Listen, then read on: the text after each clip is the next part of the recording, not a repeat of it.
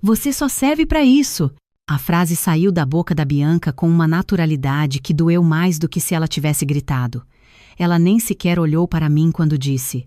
Estava ocupada digitando no celular, sorrindo para a tela, enquanto eu assinava o 6º cheque para ela em 2 anos. 6º. Eu havia contado. Cada um deles representava uma promessa quebrada. Eu vou te devolver. Laura, que nunca se concretizou. E ali, naquele momento, com a caneta ainda na minha mão e o cheque de R$8.000 já preenchido, algo dentro de mim rachou. Não quebrou de vez, apenas rachou. O suficiente para deixar entrar uma claridade incômoda sobre tudo o que eu vinha fingindo não ver. Meu nome é Laura. Tenho 38 anos.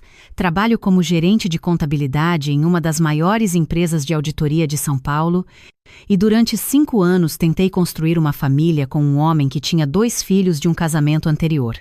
Tentei muito, talvez até demais. Conheci Roberto quando eu tinha 33 anos. Ele era professor de história em uma escola particular, tinha um sorriso gentil e uma forma de falar sobre seus alunos que me fazia acreditar que ele era um homem bom. Ele era. Pelo menos, eu quis acreditar que era. Ele tinha acabado de se separar há 2 anos, estava reconstruindo a vida sozinho, criando Bianca e Mateus em semanas alternadas com a ex-esposa. Na primeira vez que conheci os filhos dele, Bianca tinha 18 anos e Mateus 14. Ela estava terminando o ensino médio. Ele ainda era um adolescente quieto que passava horas jogando videogame. Eu me esforcei para ser gentil sem ser invasiva, presente sem ser sufocante. Sabia que eles tinham uma mãe, que eu não estava ali para substituir ninguém. Apenas queria fazer parte daquela família de alguma forma. Nos casamos 1 ano depois. Foi uma cerimônia pequena, apenas amigos próximos e família. Bianca e Mateus estavam lá, mas percebi que eles permaneceram do lado da mãe biológica durante toda a festa. Roberto me disse que era normal, que eu precisava ter paciência. E eu tive, muita. Compramos um apartamento juntos em Pinheiros. Eu entrei com 50% do valor de entrada, ele com os outros 50%. Dividimos tudo meio a meio, mesmo eu ganhando quase o dobro do salário dele. Parecia justo, parecia certo, era o nosso recomeço. Os primeiros anos foram complicados. Bianca entrou na faculdade de publicidade e começou a vir mais vezes em casa. Mateus também. Aos poucos, nossa casa se tornou um ponto de encontro para eles, especialmente nos finais de semana. Eu cozinhava, limpava, organizava. Roberto sempre dizia que eu era incrível, que ele tinha sorte de ter me encontrado, mas havia algo nas entrelinhas que eu não queria ver. Eles me viam como uma função, não como uma pessoa. Bianca nunca foi rude abertamente. Não no começo. Era tudo muito sutil, um obrigada sem olhar nos olhos, um sorriso que não chegava aos olhos quando eu perguntava sobre a faculdade dela. Uma forma de falar sobre nós quando se referia a ela, Mateus, o pai e a mãe biológica, que automaticamente me excluía da equação. Pequenos cortes que sozinhos pareciam insignificantes, mas que juntos ao longo dos anos formavam um padrão. E então começaram os pedidos de dinheiro. O primeiro foi há 2 anos. Bianca precisava de R$3.000 para um curso de extensão na faculdade. Roberto não tinha o dinheiro naquele momento. O salário de professor não era exatamente generoso. Ela me procurou na cozinha, com aquele sorriso meio envergonhado, dizendo que era uma oportunidade única, que o curso poderia abrir portas para ela. Eu emprestei. É claro que emprestei. Ela era a filha do meu marido. E eu queria ajudar. Ela prometeu devolver em 3 meses. Nunca devolveu. O segundo pedido veio 5 meses depois. R$5.000 para um laptop novo porque o dela tinha quebrado. É essencial para o meu trabalho de conclusão de curso, Laura. Eu não consigo fazer nada no computador da faculdade. Eu emprestei de novo. Roberto disse que ela ia devolver, que ela estava apenas passando por uma fase difícil financeiramente. Depois foram R$7.000 para uma viagem que todos os amigos dela estavam indo e ela não podia ficar de fora. Depois R$4.500 para um curso de design gráfico. Depois R$6.000 para a emergência, que ela nunca especificou. E agora R$8.000 para o enxoval do apartamento que ela iria dividir com o noivo. R$53.500 no total. Eu havia feito as contas em uma planilha que escondia no meu computador do trabalho porque tinha vergonha de olhar para aqueles números. Vergonha de admitir que eu tinha sido usada, que eu ainda estava sendo usada. Você só serve para isso. E o pior era que Bianca estava certa. Naqueles 5 anos, o que eu tinha sido para ela além de um banco? Quantas vezes ela me procurou apenas para conversar? Quantas vezes me incluiu em algo que não envolvesse dinheiro ou algum favor? Nenhuma. Roberto entrou na sala naquele momento, vindo do quarto onde estava corrigindo provas. Ele olhou para mim assinando o cheque e sorriu. Aquele sorriso orgulhoso de pai. Você é incrível, amor. Bianca está tão grata. Ele se virou para a filha. Não está, Bi? Bianca levantou os olhos do celular por meio segundo. Sim. Muito grata. E voltou a digitar. Eu entreguei o cheque. Ela pegou sem nem verificar o valor, dobrou e colocou na bolsa. Preciso ir. Tenho que encontrar com a Marina para escolher as lembrancinhas do casamento. Ela se levantou, deu um beijo rápido no rosto do pai e acenou para mim. Show, Laura. Bianca. Eu chamei. Ela parou na porta, sem se virar completamente. Eu preciso que você me dê um prazo para devolver esse empréstimo. E os anteriores também. Já são mais de 50 mil reais. Silêncio. Roberto me olhou com surpresa, como se eu tivesse cometido uma gafe social terrível. Bianca se virou lentamente, e pela primeira vez em muito tempo, ela realmente me olhou nos olhos. Laura, você sabe que eu vou te pagar quando puder. Não precisa ficar cobrando assim. A voz dela tinha uma irritação mal disfarçada. Além do mais, você ganha bem. Não é como se você estivesse passando necessidade. Antes que eu pudesse responder, Roberto interveio. Amor, a Bianca está organizando um casamento. É uma fase cara. Quando ela e o Lucas estiverem estabelecidos, ela vai te pagar. Não precisa cobrar assim. Cobrar assim, como se eu fosse uma agiota. Como se pedir de volta o meu próprio dinheiro fosse algo inapropriado. Bianca saiu. Roberto voltou para o quarto. E eu fiquei ali segurando a caneta, sentindo aquela rachadura dentro de mim aumentar um pouco mais. 3 semanas depois, recebi um convite pelo WhatsApp para o Meet the Parents Dinner do casamento de Bianca. Era uma mensagem em um grupo que incluía vários parentes e amigos. Li a descrição. Jantar especial onde as famílias dos noivos se conhecerão. Restaurante Terraço Jardins, sábado às 20 horas. Traje, esporte fino. Fiquei animada. Era a primeira vez que Bianca me incluía ativamente em algo relacionado ao casamento. Nos meses anteriores, ela tinha me mantido de fora de praticamente todas as decisões, sempre consultando apenas Roberto e a mãe biológica. Mas agora, finalmente, havia um lugar para mim. Comprei um vestido novo, fui ao salão arrumar o cabelo. Estava nervosa, mas feliz. Pensei que talvez as coisas estivessem melhorando, que minha paciência tinha valido a pena.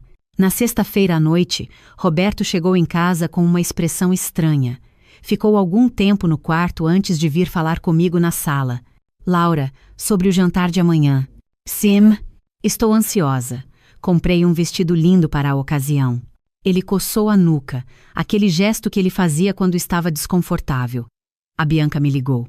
Ela disse que, bem, o restaurante tem limite de pessoas e eles precisaram cortar alguns convidados da lista. Meu estômago afundou. E ela achou melhor que você não fosse dessa vez. É só um jantar, amor. Haverá outros eventos. Silêncio. O apartamento estava silencioso. Até o barulho do trânsito lá fora parecia ter sumido. Ela cortou especificamente a mim? Minha voz saiu mais calma do que eu esperava. Não foi pessoal. Ela teve que fazer escolhas difíceis e... Roberto. Eu o interrompi. Ela cortou especificamente a mim? Ele suspirou. A Patrícia vai, a mãe dela, e a Bianca achou que como ela é a mãe biológica. Entendo. E eu realmente entendia. Finalmente. Laura, por favor, não faça disso um problema maior do que é.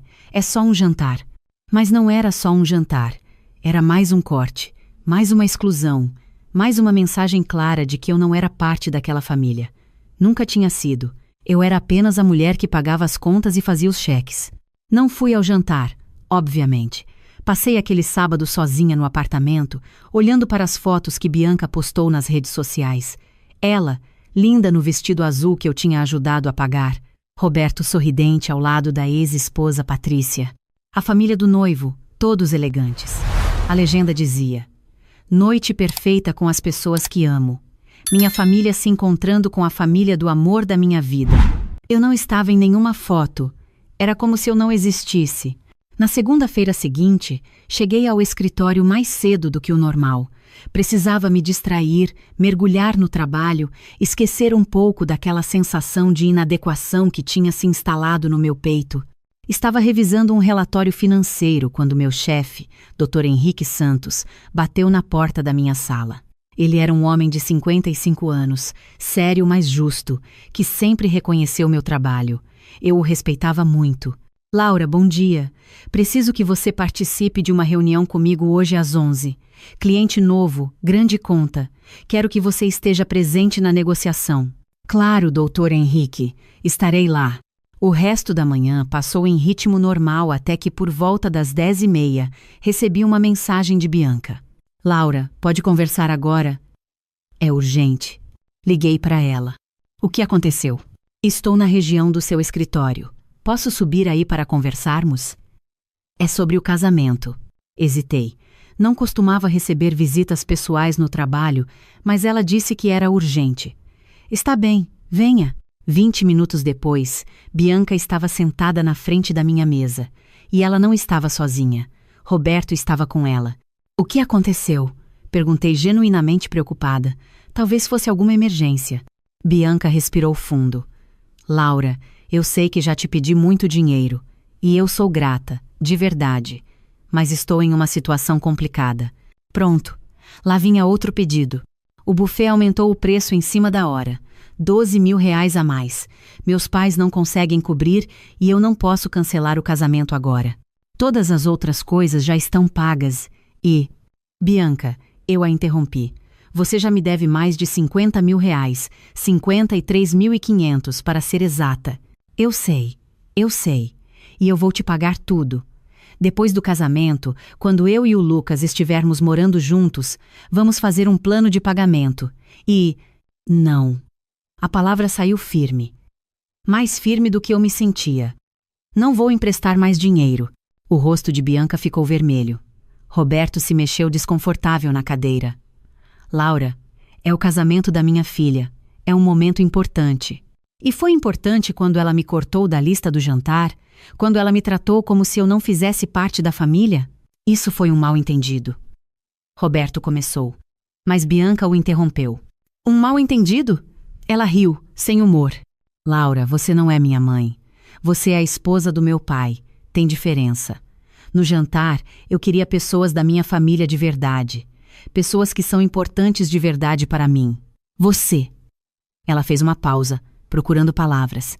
Você é legal, ajuda com dinheiro, mas não é como se fosse família mesmo. Aquela rachadura dentro de mim se abriu completamente. Então eu só sirvo para emprestar dinheiro?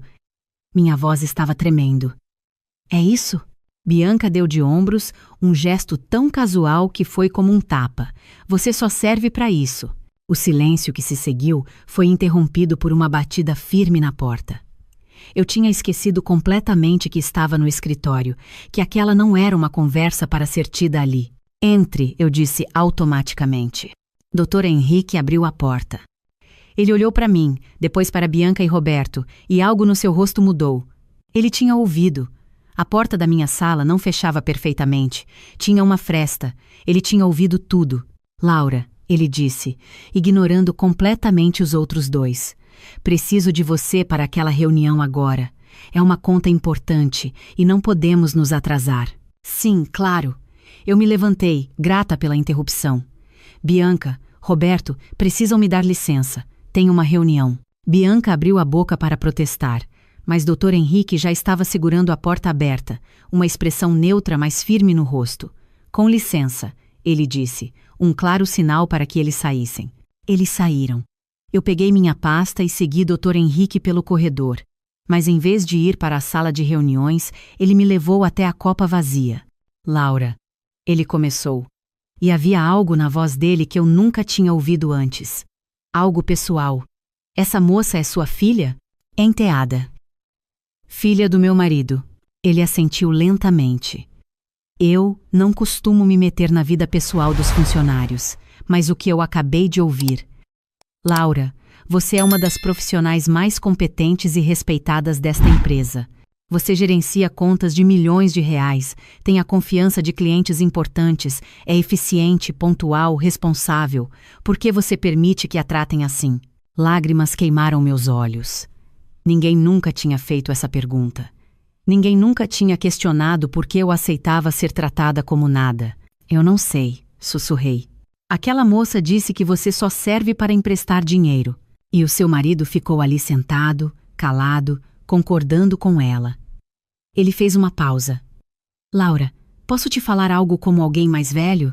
Às vezes, as pessoas que deveriam nos valorizar são justamente as que nos tratam pior. E não é porque não temos valor. É porque elas sabem que vamos aceitar. Eu não conseguia falar, apenas assenti. Pense nisso, ele disse gentilmente. Agora vamos para essa reunião, e depois do expediente, se quiser conversar, minha porta está aberta. A reunião foi bem. Melhor do que eu esperava, considerando que minha cabeça estava em outro lugar. Consegui me concentrar nos números, nas projeções, no que eu sabia fazer melhor. Ali, naquela sala de reuniões, eu era Laura, a gerente de contabilidade competente. Não Laura, o banco humano. Quando voltei para minha sala no fim do dia, tinha uma mensagem de Roberto. Laura, você exagerou hoje. A Bianca ficou muito chateada. Precisamos conversar quando você chegar em casa. Eu exagerei. Eu precisava me explicar. Depois de 5 anos sendo usada, diminuída, excluída, eu é que tinha exagerado por finalmente dizer não. Respondi. Vamos conversar sim. Quando cheguei em casa naquela noite, Roberto estava na sala, esperando. Bianca também estava lá, sentada no sofá com os braços cruzados, uma expressão de vítima no rosto. Laura, você não pode embaraçar a Bianca assim. Roberto começou antes mesmo de eu tirar o sapato. Fazer aquela cena no seu trabalho, na frente do seu chefe. Fazer cena? Repeti. Eu apenas disse não para mais um empréstimo. Você sabe que ela precisa desse dinheiro para o casamento. E eu preciso do meu dinheiro para viver, para pagar as minhas contas, para ter segurança financeira. Bianca bufou. Você ganha bem, Laura. Não é como se 12 mil reais fossem fazer diferença para você. Não é sobre o valor, eu disse, minha voz cada vez mais firme. É sobre respeito. É sobre vocês me tratarem como se eu só servisse para isso, para pagar, para emprestar, para estar disponível quando vocês precisam. Nós te respeitamos, Roberto disse, mas até ele parecia incerto. Me respeitam? Ri sem humor. Roberto, sua filha me cortou da lista do jantar das famílias. Me disse na minha cara que eu não sou família de verdade. E hoje ela disse que eu só sirvo para emprestar dinheiro. E você ficou ali, calado, sem me defender. Ela não quis dizer assim. Quis sim. Bianca se levantou. Porque é verdade. Você não é minha mãe, Laura. Você é só a mulher que o meu pai casou. E eu sou grata pelo dinheiro que você empresta, mas não vamos fingir que você é algo mais do que isso. O apartamento ficou em silêncio. Um silêncio tão pesado que eu conseguia ouvir meu próprio coração batendo. Está bem, eu disse calmamente. Então é isso que eu sou. Obrigada por deixar claro. Fui para o quarto e fechei a porta.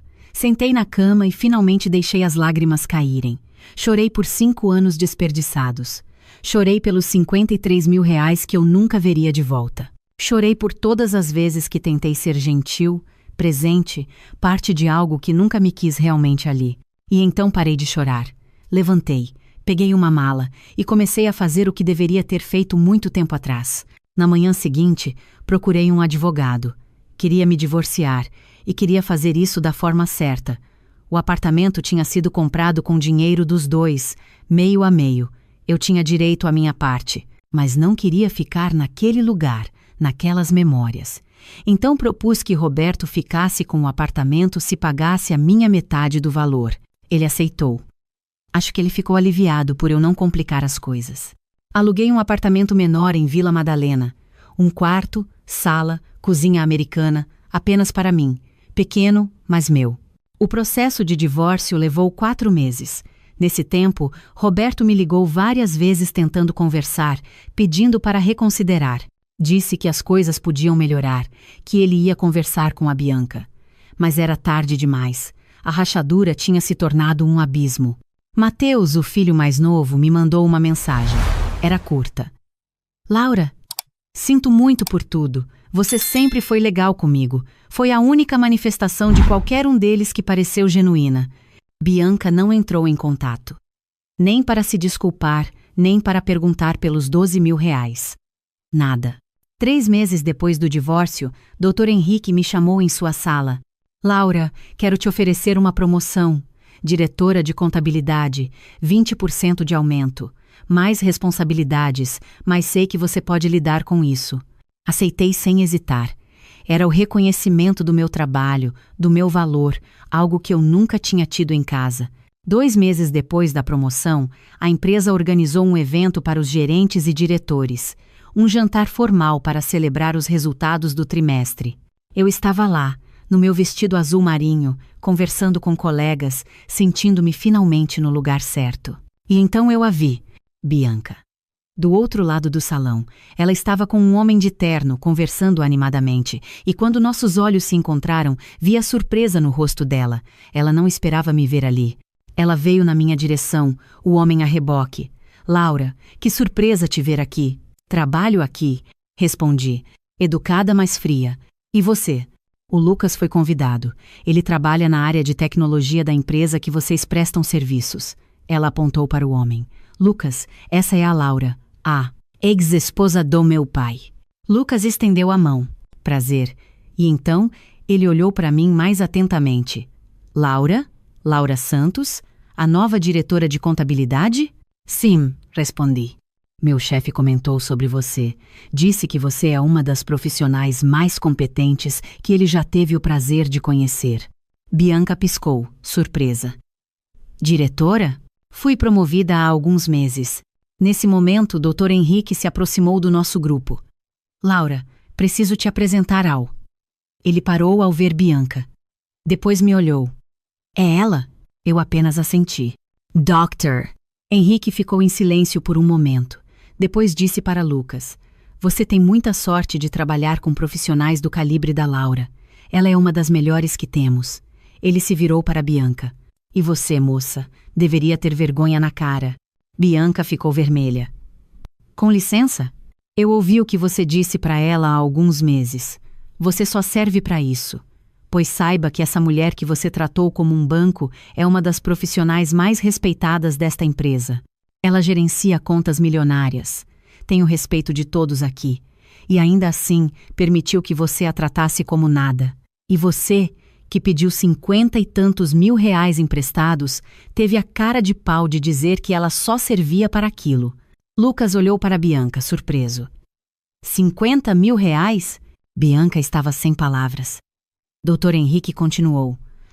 E por acaso, eu sou o tio do Lucas. Foi ele quem me contou sobre o casamento dele, sobre a família da noiva. E quando ele descreveu a situação familiar, eu juntei os pontos. O silêncio era ensurdecedor. Laura, me perdoe por me intrometer assim, doutor. Henrique disse, mais gentil agora. Mas essa moça precisava ouvir isso. E você, Lucas, precisa saber com que tipo de pessoa está se casando. Alguém que usa as pessoas e depois as descarta. Lucas estava pálido. Ele olhou para Bianca com uma expressão que eu não conseguia decifrar.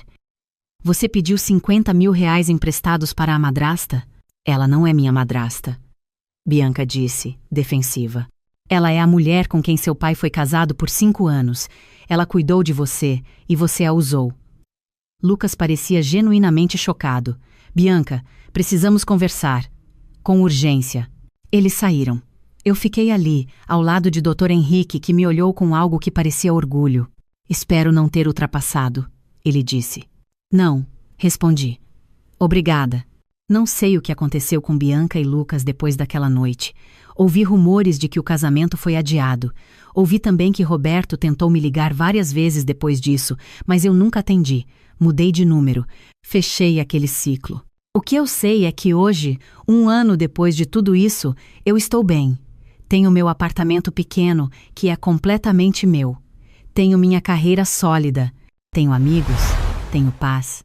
Tenho noites de sono tranquilas, sem me preocupar se estou sendo boa o suficiente para pessoas que nunca me valorizaram. Conheci alguém, um colega do departamento financeiro.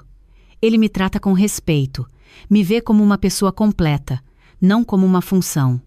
Estamos indo devagar, sem pressa, construindo algo saudável. E aprendi algo fundamental. Meu valor não depende de quantas pessoas eu agrado, de quanto dinheiro eu empresto, de quantas vezes eu digo sim quando quero dizer não. Meu valor existe independentemente de alguém reconhecer ou não. Ele sempre esteve ali. Eu só precisei parar de ignorar. Bianca disse que eu só servia para aquilo. E talvez, naquele relacionamento, ela estivesse certa. Porque eu permiti. Eu me coloquei naquele papel. Aceitei as migalhas e chamei de banquete. Mas não mais. Hoje eu sei que sirvo para muito mais. Sirvo para liderar equipes, para tomar decisões importantes, para construir relacionamentos saudáveis, para me respeitar.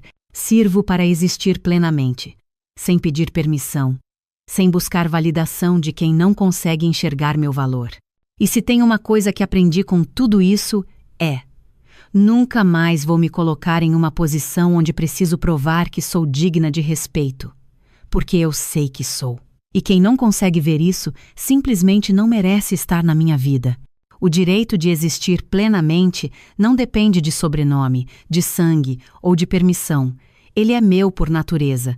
E agora, finalmente, eu acredito nisso.